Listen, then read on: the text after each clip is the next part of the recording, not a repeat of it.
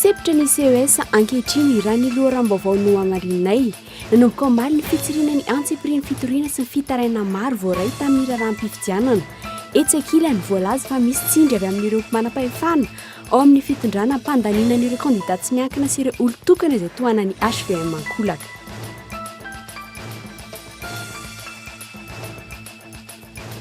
Fa mitsimbola mahery ny 2 miliara ariary indray no sary mpitandro ny filaminana tamin'ny olona misa 7 teratany vahindroa ary teratany malagasy 5 ny asabotsy lasa teo tany Andorany fotsy tao anaty fiara Renault Laguna iray. Vola saika alefa ny atsimo ary tsy fantatra mazava ny anaovana azy. Raha ny fanazavana azo dia vizy avy any ampitan-dranomasina ireo vola ireo ary teny Analakely no natakalo.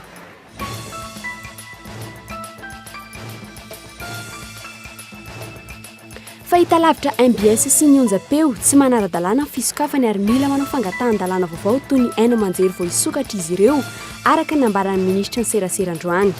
Etsakilany laza ny toy ny an-datsoratra fa ireo mpiara-movinantoka sy ireo mpiasa teo aloha no nangataka ny ahafahan'ny velona taorian'ny raharaha 7 ka Antananarivo ihany aloha no isy ny MBS hatreto.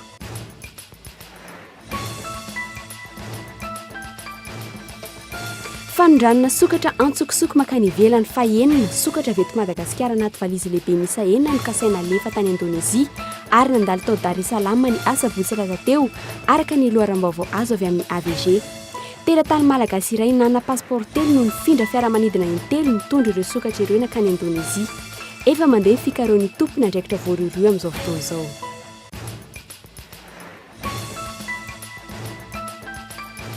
Farany any ivelany taorian'ny nanendrenan'ny Prime Ministre tafajoro ny gouvernemanta irakana vaovao tarian'ny Haïdar Al-Abidi. Gouvernemanta izay mbola tsy feno tanteraka ary ahitana solotena avy amin'ny vondrona sunnite sy kurde.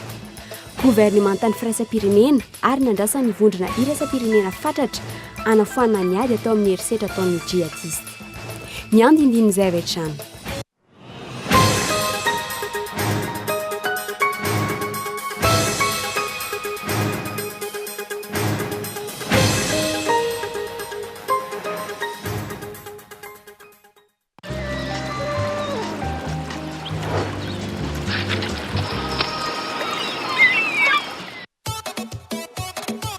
Tadiavinao, hitanao avokoa.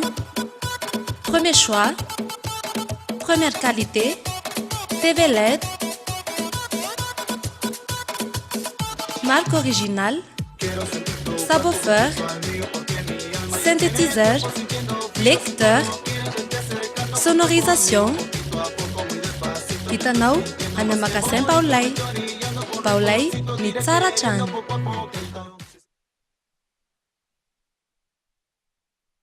Till I come.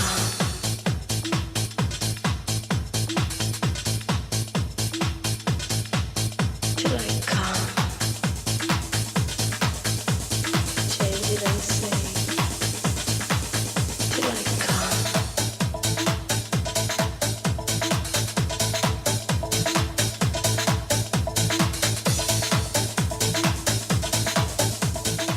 Luxor, le plaisir du confort.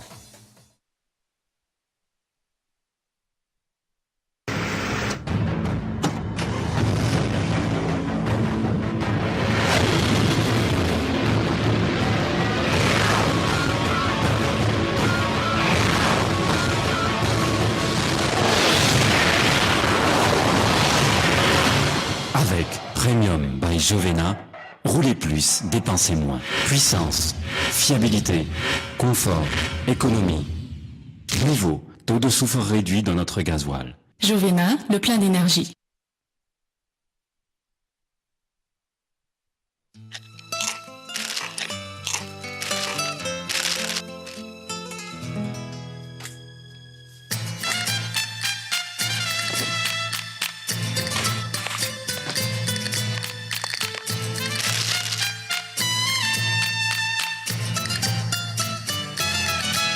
C'est la qualité de nos pommes de terre qui rend les chips Lay's naturellement irrésistibles.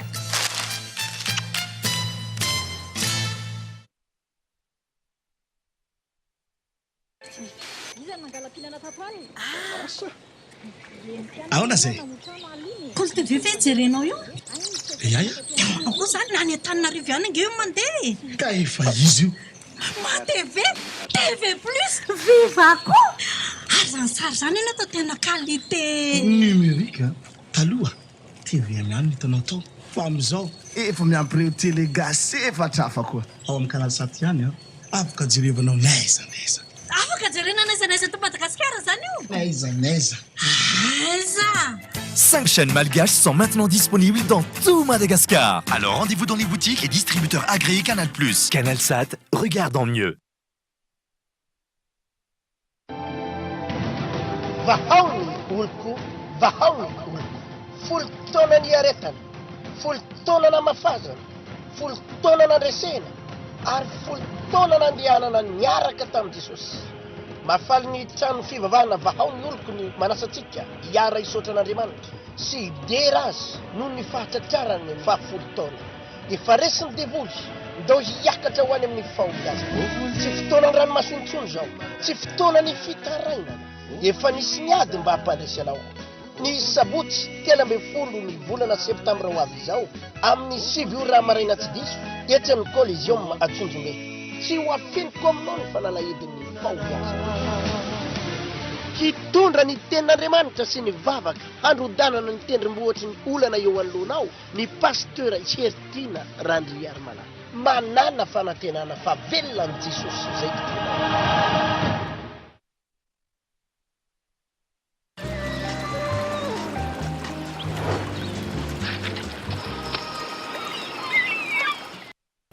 dia mbola ampifiliana trano tompo klasy tomboky vavy no hiara-bananao any tokantrano any manaraka an'izao fampahalalam-baovao izao manasanao ary anaraka izany hatramin'ny farany resaka famitsim-bola mahery ny 2 miliara ariary io no vola sarony mpitandro ny filaminana tamin'ny olona miisa 7 teratany vahindroa teratany malagasy 10 ny sabotsy teo tena andorany fotsy tao anaty fiara Renault Laguna iray vola saika hoentina any atsimo izy ireo saingy tsy fantatra kosa hoe nokasaina anaovan'inona any an-toerana efa mandeha ny fanadihadiana ankehitriny fanadihadiana ankoatra ny resaka fanondranana arena kibony tany eto Madagasikara mipoitra ihany koa ity ny fandefasana vola be any atsimon'ny nosy amin'ny fomba tsy mazava vola mitetina 2 miliara ariary no trateaka ny mpitandro ny filaminana ny asabotsy teo teny andorany fotsy raha ny fanazavana azo dia vizy avy any ampitan-dranomasina ireo vola ireo ary teny Analakely no natakalo araka ny hita amin'ny sary mbola misy vola vahiny tsy voatakalo tamin'izany misy renseignement nandeha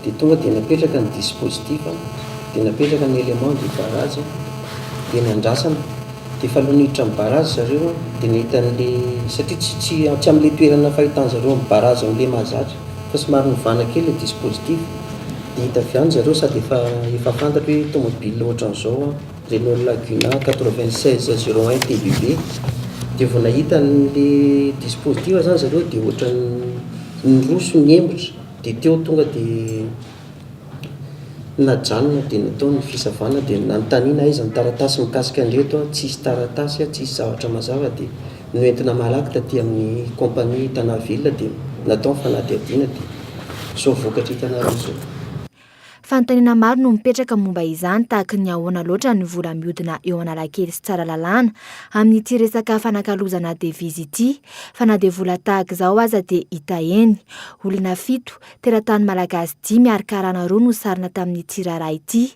tsy vao izao no nanao izany ireto olona ireto fa efa nanomboka ny taona 2012 tamin'ity indray mitoraka ity anefa voatratra vola be ny resaka eto ary averina any amin'ny kitapom-bola mpanjakana izany ka ireo vola reo mety matantena isika mino tonga amin'izany ny fanontaniana ho alefaiza moa izy itony dia hiverina amin'ny kitapo-bola mpanjakana miankina nefa zany amin'ny mety ho valiny fitsarana izay ho atao na ny fanadihadiana fa hopetraka any amin'ny caisse de dépôt avy hatrany ireo zany fa tsy ho tazomina eto amin'ny gendarmerie akory sarotra ny tia amin'ny vola be tahaka izao ny eo anivon'ny gendarmerie pirenena indrindra fa tsy nahazoana valy mahafa-po izy ireo rehefa nanontaniana ny nipoiran'ny vola sy ny ampiasana azy tsy ny samy finina izay misahana ny ady amin'ny famitsim-bola no loharanom-baovao nahazahoana azy reto fa olon-tsotra sambany ihany koa nisy tranga tahaka izao efa mandeha ny fanadihadiana amin'izao fotoana izao ary tamin'izany nahafantarana fa saika ho alefa any atsimo ireo vola be ireo alefa any atsimo dia hanaovana inona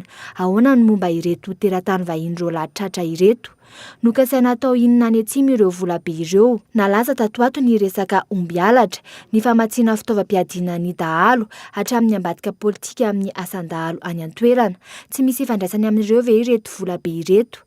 Ny azo antoka aloha dia tsy natao hividianana voan-dalana na hanaovana vakansy ireto volabe ireto.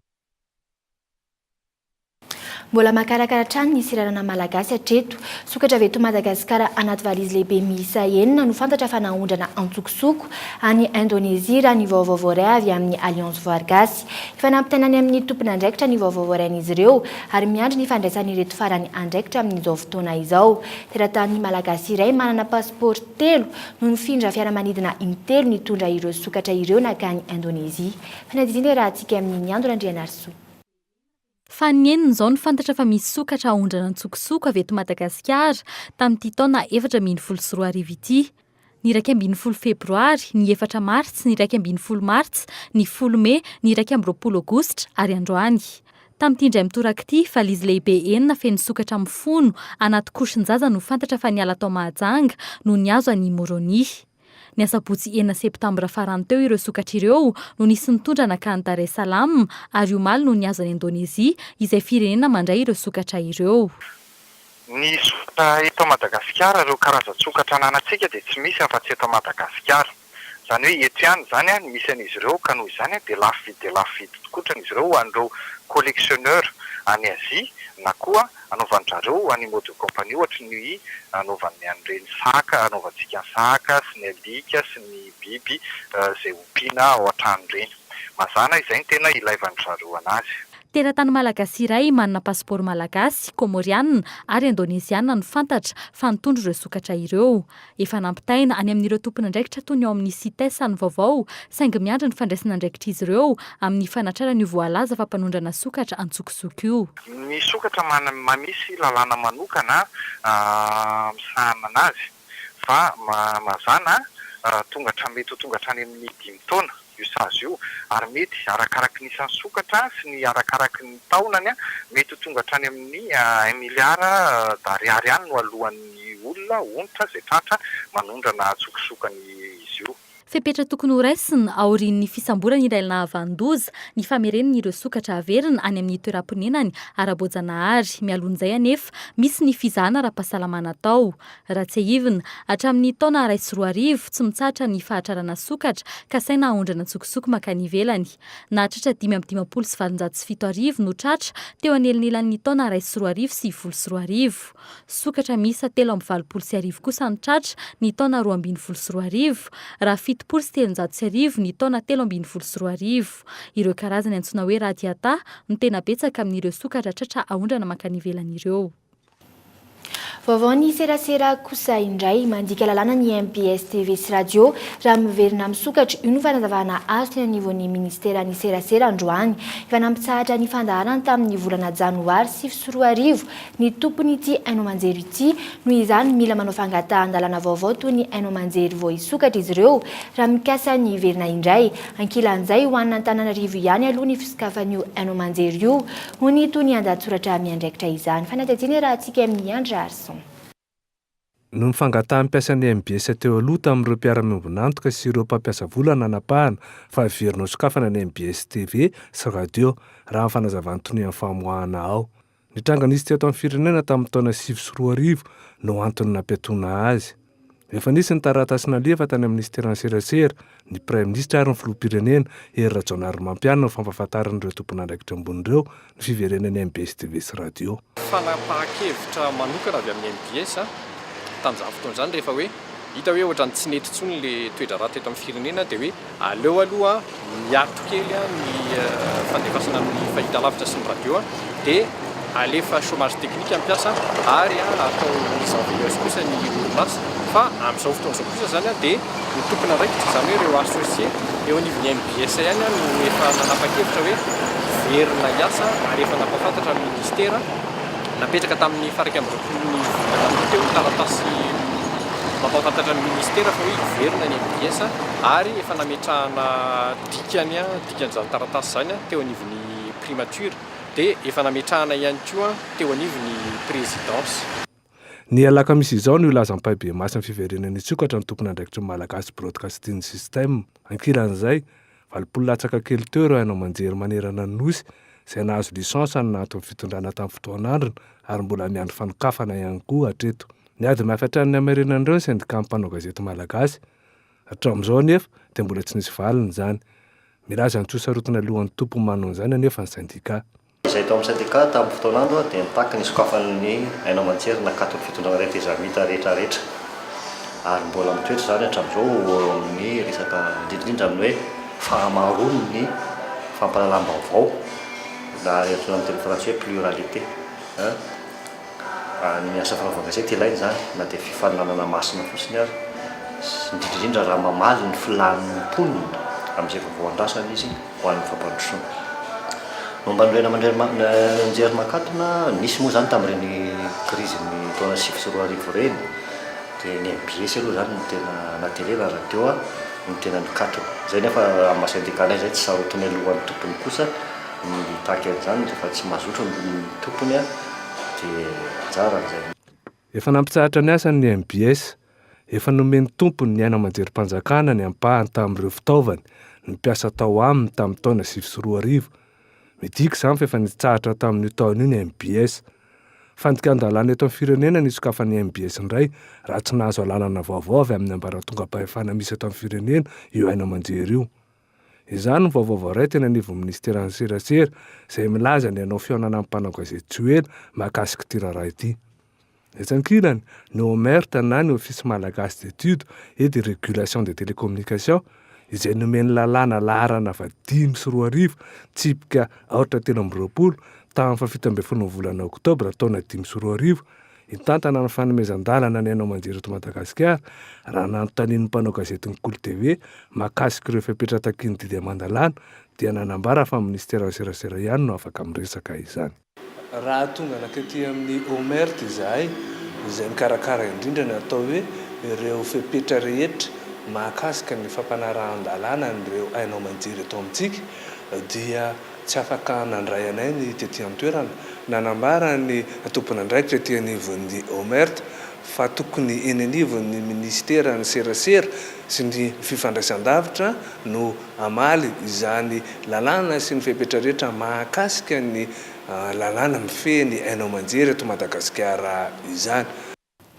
Eo amin'ny lafiny politika kosa indray sempotra ny CES ankehitriny raha ny loharanom-baovao no hamarinay nanomboka omaly ny fitsirihana ny antsipirian'ny fitoriana sy ny fitaranana maro voaray tamin'ny raharaham-pividianana farany. Omaly ihany koa no voarain'izy ireo ny fitoriana farany avy amin'ny candidat au Bel-sur-Tsirbihiny. Etsy ankilany voalaza fa misy tsindry avy amin'ireo manam-pahefana ao amin'ny fitondrana ampantaniana ireo candidat tsy miankina sy ireo olon-tokana izay tohanan'ny HVM Kolaka. Fanadety. Fantatry ny olo-pirenena sa tsy ity tranga iray ity. Araka ny loharanom-baovaonay, tompona ndraiky fanjakana ambony maromaro no fantatra izao fa manao tsindry-bokotra ary manery ny mpikambana sasatsasany eo amin'ny CES mba hanao ny fomba rehetra hampandany ireo candidat izay tohanan'izy ireo any amin'ny distrika efatra namerenana ny fifidianana. Na dia ny ao ambanja aza izay nisongadina ny candidat malagasy miara-miainga tamin'ny elanelam-bato lavitra dia lavitra manoloana ny candidat tsy miankina izay notohanany HVM. Raha miezaka ny hamerina ny fandriam-pahalemana ny rehetra amin'izao fotoana izao. Fantatra izany izao fa ireo tompona andraikitra ambony sasatsasany ao amin'ny gouvernemanta sady mpikambana ary mpanorona ny HVM mihitsy noho ny fatahorana ny overseza amin'izao mety ho fanovana ny gouvernemanta izao no mirotsaka antsehatra ka tsy vitan'ny nanohana mpahibe maso ny kandidany tamin'ny fampelezan-kevitra fa mamboly krizy vaovao hafa indray. Mampametra-panontaniana maro ny zava-misy. Mangaro biby andavaka sa miantso ny vahoaka hiaro ny safidy ny rotsaka andalam-be ve ireo tandapa sy manam-pahefana sasany. Iza moa no tsy nahalala fa ny fifidianana nanodikodinana ny tena safidim-bahoaka tamin'ny alalan'ny hosoka sy ny risoriso ary ny antery natao tamin'ireo mpitsara ny voka-pifidianana no nahatonga ireo krizy politika ny verimberina hatrany teto amin'ny firenena hatramin'izay. Overimaina indray ve zany zao ireo volabe tao amin'ny pasem manentina namerenana ny fifidianana noho ny ataon'ireo tompona andraikitra ambony amin'ity fanerenany CES ity. Ho an'ny tranga tao ambanja ohatra, no porofony ny vahoaka fanondroany ny safidiny tamin'ny vokatra navoaka ny senita faranteo ka Ingia Soleimanina Mahmoud no lany tamin'izany. Mazava izany fa nahaverina impolo azy io fifidianana io dia tsy maintsy mbola hifidy azy ny zanak Sambrano. sa misy ve anoany mikendry na mitady hirika hamiatrahana paikady hafa entina handotona ny kandida mifaninana amin'izay toana ny fanjakana tahaka izay nitrangatany Belosorotsorobina ihany koa araka ny vaovao voarainay izay mbola hamarinina treto. Manantena nefa ireo mpifidy fa ijoro hanaja ny safidim-bahoaka marina ny CES ary tsy hanaiky ny kolokolo sy ny fandrahonana ary ny teritery amin'ny endriny rehetra. Azo lazaina fa tena eo am-pelantanany ny hoavin'ny demokrasia sy ny fametrahana ny fanjakana tandalana ary ny fahandriam-pahalemana ankehitriny. Ireo teboka ireo izay matimatesantsika malagasy amin'izao fotoana izao ary ambety teny ny filoham-pirenena hatrany. Io no antoka isin'ny famatsiam-bola avy amin'ireo sehatra iraisam-pirenena.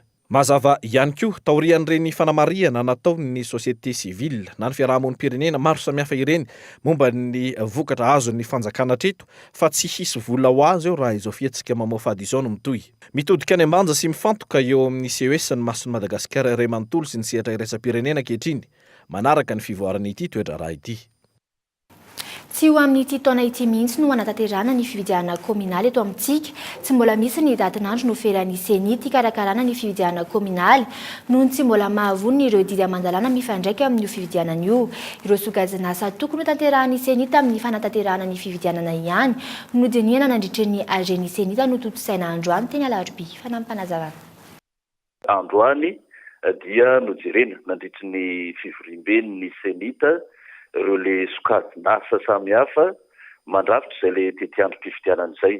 Eto izany dia ambara fa ny faharetan'ireny sokajinasa ireny no tena nijerena, tsy mbola misy ny datin'andro izay napetraka satria araka nambara teo dia miainga amin'ny fotoana izay hamoahana ny didy aman-dalàna samihafa ho fantatry ny be sy ny maro no manomboka izay ilay tetiandrom-pifidianana izay.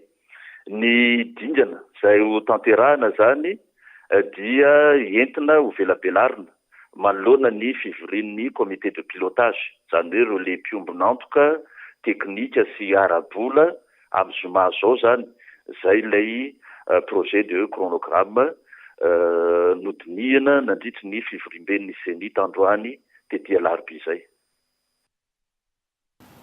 Androany vao niampy ny vaovao azy momba ny fidiran'i Madagasikara amin'ny teknôlôjia TNT. 20 miliary ariary no azon'i Madagasikara avy amin'ny firenena sinoa raha toa ka 100 miliary ariary no nangatahan'ny Praiministra Cool Roger. Nambaran'ny Praiministra fa orinasa miisa 10 no hiara-iasa amin'ny Madagasikara amin'ny resaka fitrandrahana ny toe-karena ary ny serasera ka isan'izany ny orinasa andraintana ny fanaparitana ny televizion numerika. Hatreto aloha izany mbola tompotra mihony ireo mpandraraha malagasy eto an-toerana. Atsika amin'ny Andriana Rajanson. Ny orinasa UOA no andray an-tanana ny fidiran'i Madagasikara amin'ny televizion numerika. Amin'ny herinandro ambony io no anangana ny Vomera na ny groupe de réflexion andrafitra ny drafi-pitantanana io vola nomeny ny firenena sinoa io. Tafiditra ao anatin'izany ny ministera isan-tsokajiny, ny mpanolotsainy ny Praiministra. Tsy nisy firesahana tamin'ny mpandraraha teto Madagasikara ny momba ny fitantanana izany TNT izany fa avy hatrany dia nomena ny mpandraraha sinoa izany. Ny fampiasan'ny orinasa hiasa sy hitrandraka eto Madagasikara ny arena, ny mpiasa malagasy no fipetra takin'ny primatiora. Atao hoe UAW zany a société UAW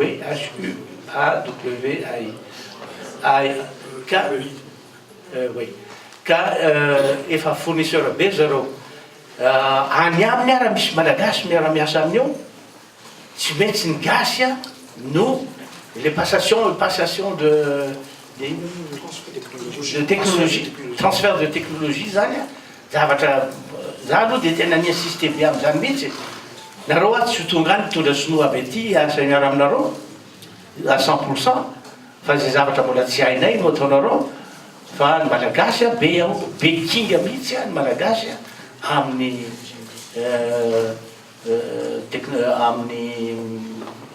comment on appelle ça, informatique. Ny sehatry ny fitrandrahana angovo, fametrahana foto-drafitrasa momba ny lalana, ny lalam-by, ny serana mpiara-manidina sy ny serana tsambo, ny fitandrona ny filaminana, ny fampiroboroboana ny fizantany, ny fanabeazana ary ny fahasalamana no iasan'ireo orinasa miisa 10 ireo eto Madagasikara. Nanindry nefa ny Praiministra fa ao anatin'ny fanajana ny lalàna, mifehy ny fampiasam-bola sy ny fandraharana malagasy no anaovan'izy ireo izany eto amintsika. Mbola tsy hofaritra treto ny daty hidiran'ireo orinasa ireto Madagasikara miandry ny antota taratasy milazalaza ny olana sedrain'ny malagasy amin'ireo sehatra voasoritra teo aloha ireo ny firenena sinoa ankehitriny vao ampiasan'ny volana eto Madagasikara. Isy noho izany ny fionana eo amin'ireo mpandraharaha sinoa sy ny governemanta malagasy amin'ny herinandro ambony io. Ny bantoerana tamin'ity fionan'ny Prime Ministra tamin'ny mpanao gazety ity ny antsiprian'ny Dionisy Mivady tany Chine. Tsy nazahoana valiny kosa ny fanontaniana napetraky ny mpanao gazety toy ny hevitry ny Prime Ministra momba ireo krizy ara-tsosialy mikotrika ankehitriny, ireo grevy samihafa toy ny FRAM, ny JIRAMA, ny mpitatitra sy ny sisa, sy nitondra hevitra ihany koa izy ireo momba ny vaovao samihafa nilaza fa angady tsy matapakahitra ny Prime Ministra ankehitriny. Amin'ny zoma ho avy izao, ny Prime Ministra vao aneho hevitra momba ireo fanontaniana hafa rehetra ireo sy ny raharaha-pirenena ankehitriny ka isan'izany ny motion de censure izay mety atao eo ambony lohan'ny gouvernementany. Tsy misy olana ny iverenan-dravalymanana eto ny ministry ny raharaham-bahiny androany nandritra ny resaka manokana nataony tamin'ny mpanao gazety ny KOLO TV. Nisy ny tsindry avy amin'ny vondrona afrikana momba ny fanatanterahana ny tondrozotra farany teo. Nateriny kosa fa misy ny fifampiresahana amin'ny filoha ankehitriny sy ity filoha teo aloha ity mahakasika izany. Fanampanazavana. Hoe mila environnement stable. Tsika zao nandritran'izay hoe avril zay ny tonga teo dia ny gouvernementa depuis avril, mai, juin, juillet, août, septembre zany zao on a procédé d'abord à la normalisation de la situation politique. Et raha tsika mahita zany zay et institutionnel.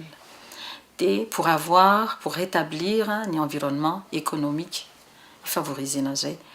De amiko zany hoe zareo fiverako azy fa za zany mandefa mba manao kajikajy ohatran'ny olona rehetra dia hoe mieritreritra hoe zay ngamba ny mbola mahatonga ny ngiara-valymanana hoe tsy mbola tonga aty tsy fantatra hoe mbola hoe miandry an'le hoe environnement politique hoe tena stable. Ianareo ve zao mahita ohatrany hoe mafapana ihany le eto dia zay ngamba fa ni filoham-pirenena c'est une personne que j'ai appris à connaître de il n'a qu'une seule parole izy efa niteny hoe tsy manana olana dia fiverako azy hoe avela amin'ny fahendreny izy mirahalahy ngamba zay zavatra zay fa ho anay dia zay mpanatanteraka. Tafiditra ao anatin'ny fiara-miasa ny Madagasikara sy Vietnam ny fanampiany ireo tantsaha eto amin'ny toerana amin'ny volovary Vietnam izay isany manana anjara toerana maneran-tany eo amin'ny resaka vary. Niona tamin'ny ramatora zavitry Molala Arso ny ministry ny raharaham-bahiny Vietnam sy ny ministry ny raharaham-bahiny Espagne nandroany. Nisy araka izany ny taratasy natolotra mahakasika ny fiasan'izy ireo eto amin'ny toerana. Vaovao hafa kosa indray nangina ny filoham-pirenena androany nisafidin'ity resaka tamin'ny mpanao gazety na dia maro azy ireo fanontaniana iandrasam-baliny amin'ny filohan'ny repoblika toy ny fahasahiranana arabola lalova ny fanjakana ankehitriny ka mety ampianatra amin'ny karana mpiasa mpanjakana atoato araka ny feo mandeha ny nivaon'ny ministera samihafa ankehitriny. Fantatra kosa androany fa 3.7 miliara ariary isan-taona no fanampiana omen'ny États-Unis any Madagasikara amin'ireo fanampiana mivantana ny mponina ny tombony ho azon'ny Madagasikara sy États-Unis amin'izao fiverenana amin'ny agoa izao ary ireo mpilatsaka an-tsitrapo amerikanina Peace Corps izay latsaky ny 20 manampy mivantana amin'ny lafiny sosialy. Ireo nambaran'ny mpirakitra raha vaovaon'ny États-Unis Stephen Anderson eto Madagasikara nandritra ny fitsidiany tamin'ny fomba ampanajana ny filoham-pirenena malagasy Rajonary Mampianina. Tsy namaly ny fanontanian'ny mpanao gazety mahakasika ny raharaha politika eto Madagasikara ity mpirakitra rahan'ny États-Unis vaovao ity izay hiasa eto mandritra ny 3 taona. Fanampanazavana. We talked about Madagascar's future participation in AGOA. Noresahana tao amin'ny fiverena Madagasikara anatin'ny AGOA sy ireo tombony samihafa ho raisin'ny firenena rotonta. Nambaraky ny filoham-pirenena malagasy ihany koa ny fampanantenana avy amin'ny fitondram-panjakana Amerikanina amin'ny fanomezana vola mitentina 3.7 miliara ariary isan-taona ho fanampiana mivantana ny mponina ankoatry ny fisian'ireo mpilatsaka an-tsitrapo miisa 20 eo izay manampy mivantana ny mponina eo amin'ny sehatra sosialy. Working with Malagasy in their local communities. Eo amin'ny lafiny toe-karena kosa indray tsy azo idivirana ny fiakaran'ny vidin'ny solika alohan'ny faran'ny taona mbola misy 13 ka hatramin'ny 14 isanjato any ny elanelana tsy atratrarana ny vérité de prix raha ny antotanisa tamin'ny volana aogositra farany teo mety mbola ho ambonimboniny kokoa noho ny fiakarana efa nisy teo aloha arak'izany ny fiakaran'ny vidin-tsolika manaraka eo efa tokony hiomana amin'ny fiakaran'ny vidin'ny entana ihany koa ny poniny fanadidina raha antsika amin'ny zorakotindrina. Raha tsy misy ny fivoarana eo amin'ny sandany ariary sy ny vidin-tsolika eo amin'ny sehatra iraisam-pirenena mety hahatratra amin'ny manodidina ny 7 isanjato izany hoe manodidina ny 530 ariary ihany ny fiakaran'ny vidin-tsolika alohan'ny faran'ny taona izany hoe hisafosafo ny 703 ariary ny litatry ny lasantsy hatramin'ny 30 desambra ho avy izao. Antony roa no hamaritan'ny fanjakana sy ny mpikirakira solika ny vidin'ny solika raha ho an'ny eto Madagasikara. Ny vidin'ny solika eo amin'ny sehatra iraisam-pirenena sy ny sandan'ny ariary. Io ilay antsoina hoe prix réel. Misy kosa ny vidin'ny solika izay ivarotan'ireo mpanjara izany na ny prix appliqué à la pompe. Io ilay vidin-solika miatra amin'izao fotoana izao. Mbola misy elanelana eo amin'ny 500 ka hatramin'ny 500 ariary isaky ny litatra nefa izany ka tsy ahatratrarana ny vérité des prix. Tsy raikitra nefa io elanelana io fa miovaova arakaraka ny sandan'ny ariary sy ny vidin'ny solika eo amin'ny tsena iraisam-pirenena. Rehefa milatsaka ireo roa ireo dia mena ihany koa ny elanelana izany hoe mety ho kely ny fiankarana isy. Saingy mbola ambony dia ambony aloha hatreto ireo elanelana ireo raha oharina tamin'ny teo aloha. Manodidina ny 700 ariary izany tamin'ny fampiakarana farany tamin'ny tapaky ny volana jolay lasa teo. Io elanelana io ilay fanampiana na compensation omeny fanjakana ny mpanjara solika. Nametraka tanjona ny anatrarana ny vérité des prix hatramin'ny volana jona 2012 nefa ny fanjakana. Izany hoe hiakatra hatramin'ny 104 ariary ny vidin'ny solika amin'ny tapany faharoa amin'ny taona 2012 raha toa ka hotratrarina io fampiarana ny vidin'ny tena izy io. Tsy azo ampiarina indray mandeha nefa io vidin-tsolika io, izany hoe mbola ao amin'ny 10 volana eo izany ny elanelana ampiakarana tsikelikely ny vidin-tsolika. Miankina amin'ny fanapahan-kevitry ny fanjakana ihany anefa izany. Hatreto aloha tsy mbola misy ny fanambarana mazava ny ampiakarana ny vidin-tsolika nefa azo antoka fa ho ato izany. Midika ireo rehetra ireo fa na dia hiakatra 10 isanjato aza ny karama mampiasa mpanjakana ka ampitomboana izay tsy izy ny hetra alaina amin'ny fanjakana amin'ny sehatra isan-karazany, tsy azo idivirana ny fiakaran'ny vidin'entana. Tsy maintsy miditra amin'ny io lalana io ny fanjakana raha ny vaovao azo, satria fepetra apetraky ny mpamatsy vola ahafahana mahazo fanampiana ankehitriny ny tsy fanaovana subvention amin'ny resaka solika intsony. Nahato ny fanenjehana ny mpiasan'ny jirama mikasika ny raharaha tranon'ny filoham-pirenena. Io ny vokatry ny fanadihadiana nataon'ny vaomera manokana avy amin'ny fiadidinan'ny repoblika na ny fanadihadiana anatin'ny jirama. Niarana anaiky izany androany fa court circuit saingy sy fananina nataony ny tranga fa noho izany ny vesatra nanenjehana ireo mpiasa tamin'ny resakiny teny anivon'ny zandary sy ny fitsarana. Miravina tanteraka ny disadisa eo anivon'ny mpiasa sy ny fiadidinan'ny repoblika. Miverina manohy ny asany manomboka izao ny mpiasan'ny jirama araka ny fanambarany intersyndicat ny mpiasan'ny jirama. Eo amin'ny pejy fitaterana kosa indray nanao fanambarana fanairana ny mpitondra fanjakana ny fikambanan'ny mpitatitra fiara vaventy io maraina io tetsy amin'ny kianja Maki. Ny fitovian-jo eo amin'ny samy mpitatitra manoloana ny fetra farany amin'ny lanjan'ny entana taterina no angatahan'izy ireo momba ny fitaterana eny an-dalambe. 520 taona io no fetra farany raha nambarany avy ao amin'ny ministera ary niatra nanomboka ny fiandohan'ny volana septambra ity ho an'ny lalam-pirenena faha-efatra sy faha-enina. Fanadihadiana raha antsika amin'ny gaetan Andriantsilavo. Raikitra ihany koa ny grevin'ny mpitatitra mitondra camion. Tsy ekena ny fanavakavahana amin'ny fampiarana ny lalàna hoe ireo mpitatitra ireo izay nanao hetsika fanairana ny mpitondra fanjakana tetsy amin'ny kianjan'ny Maki io maraina io. Rehefa tsy azo atao izy ireo ny mitondra entana mihoatra ny 520 taona, indrindra rehefa miampita ny petsibok, dia tokony tsy atao izany. Ankehitriny, mbola misy ireo fiara vaventy manana lanja mihoatra ny 520 taona mahazo fahafahana manokana iampita ny tetezana. Fanavakavahana izany hoe ireto mpitatitra ireto ka tsy ekena. Araka ny fivoriana teo, tapaka teo dia rehefa petra endrana zay ialana amin'le tsy fampitoviana ny zo eto Madagasikara. Ny malagasy rehetra dia tokony hitovy zo fa tsy hoe fitondra société matanjaka akory ka hoe andeha ho traitena manokana izy. Fa zay koa mba manana izy anay izay mpitatitra malagasy tsy anaika atao an'izay zavatra zay. Anao barazy amin'ny lalam-pirenena ireto fiarabe ireto raha tsy misy ny marimaritra iraisana hoy izy ireo androany. Raha eo amin'ny lafiny teknika, ekeny ireto mpitatitra ny fanapahan-kevitry ny fanjakana izay milaza fa tsy tokony hihoatra ny 520 taona ny lanjan'ny entana amin'ny tetezan'ny petsibok. Ny eo anivon'ny ministera nefa nilaza fa tsy maintsy ajaina io fepetra nomena io ary efa misy fanapahan-kevitra ny raisina ho an'ireo izay tsy manara-dalàna.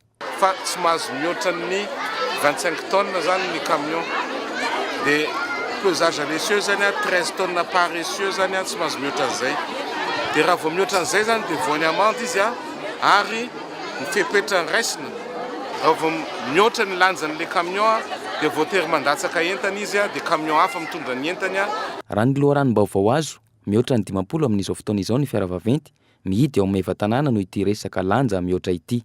Misy fiantraikany ara-ekônomika lehibe ho an'ny tanàna Antananarivo ny fahatapahan'ny lalam-pirenena iray mampifandray azy amin'ny faritra hafa. Ahina isy fiantraikany amin'ny vidin'entana ilain'ny mponina amin'ny andavanandro eto an-drenivohitra ihany koa izany. Ireo fiarabe ireo izay mpitatitra ny 700 ny ppn tonga amin'ireo renivohim-paritany samihafa ary mora sarany ihany koa raha ampitahaina amin'ireo fiarakely samihafa afaka hitatitra izany. Eo amin'ny lafiny fampianarana kosa indray namaly ny kabarin'ny ministry ny fanabeazam-pirenenan'i Zuma lasa teo. Ireo mpampianatra framy mandroany momba ilay filazan'ny ministra fa misy mpanao politika manetsiketsika izy ireo. Nilaza izy ireo fa tokony efa honazava tao anatin'ny teti-bolana sy pantsina ifandraisana ireo mpampianatra framy ireo. Nilaza ny mbola hanohy ny tolony ireo mpampianatra framy ireo sy ny sindika vitsivitsy eo amin'ny lafiny fampianarana. Raha ampitso izy ireo dia mikasa ny hidina an-dalambe miaingany amin'ny ministeran'ny fampianarana ary azo ny anteny mera-pireneny hitady valiteny fanampanazavana. Nivon'mainina zany hoe nivondrona ny fonctionnaire, nivondrona ny mpampianatra frame sy ny école zareo mivoaka tamin'ny école normale rehetrarehetra dia zavatra ho tapaka atao dia manambatra ny hery amin'ny mpampianatra frame izay manomboka rapitso dia misy fidinana izay fanarahana iarahana satria tolona iraisana izy ity amin'ny olana ny mpampianatra frame ray manontolo ary wisy no sehatra ahafahanay ame karazana hoe amoka fiekevitra iarahana amin'ny alatsinainy ho avy izao amin'ny sendika rehetra ao amin'ny sehatry ny fampianarana. Ny vaovao avy any ivelany kosa no amaranantsika n'izao fampahalalam-baovao izao. Iray volana tao aorian'ny nanendrena ny Premier Ministra tafajoro ny gouvernemanta irakiana vaovao tarihan'ny Haidar al-Abadi gouvernemanta izay mbola tsy feno tanteraka ary ahitana solotena avy amin'ny vondrona sunnita sy kurde. Gouvernemanta izay nandrasan'ny vondrona iraisam-pirenena fatratra amin'ny ady atao amin'ny firoborobon'ny herisetra ataon'ny jihadiste any an-toerana. Fanadina eo amin'ny sarin'ny France 24. Dingana lehibe nataon'ny Iraka tamin'ny fanendrena ireo mpikambana vaovao andrafitra ny gouvernemanta tarina shiite Haidar al-Abadi. Nanaiky ireo mpikambana mandrafitra ny gouvernemanta ity ny anteny mera-pirenena irakiana. Ahitana solotena sunnita sy kurde ireto mpikambana vaovao mandrafitra izany. Gouvernemanta manome endriky ny firaisankina pirenena izay fepetratra any am-boalohany andrafetana ity androm-panjakana mpanantanteraka ity. Laharam-pahamehana araka izany ny fanambarana ny hery hiadiana amin'ny famoretana ataon'ny jihadista any an-toerana. Mampananteny izay araka ny kabary nataon'ny Prime Ministra irakiana fa hanoana ny asa efa natomboky ny tafika amin'ny herisetra sy famonoana ataon'ny vondron-kery hafa sy ny vondrona mpampiorora ankehitriny mandra-pisian'ny fitoniana ara-politika sy fandriampahalemana no tsy mpihinatrany fa tsy maintsy fongorona ireo vondrona ara-tafika tsy eo ambany fiadidian'ny fanjakana. Faritra maro ao Iraka ankehitriny no efa eo ambany fifehezan'ny vondrona jihadista. Sarotra araka izany ny asa miandry ity gouvernemanta vaovao ity. Gouvernemanta mbola eo ampiandrasana ny fanendrena ministry ny atitansa sy ny fiarovana. Herinandro no fepitoana ny lorana ny anaran'izy ireo. Hatreto ny Prime Ministra no mandray tanana ny fitantanana ireo ministera roa ireo. Ny arahaba ny fijoroan'ny gouvernemanta irakiana ny amerikanina. Andrasana rampitsy kosa ny fanolorana ilay drafitrasa amin'ny ady atao amin'ny famongorana ny herisetra ataon'ny jihadista ao Iraka. Dia iny ihany koa no entina mamarana n'izao fampahalalam-baovao izao misaotra anao nanaraka izany hatramin'ny farany ary mamy fotoana anao amin'ny manaraka indray veloma tompoko.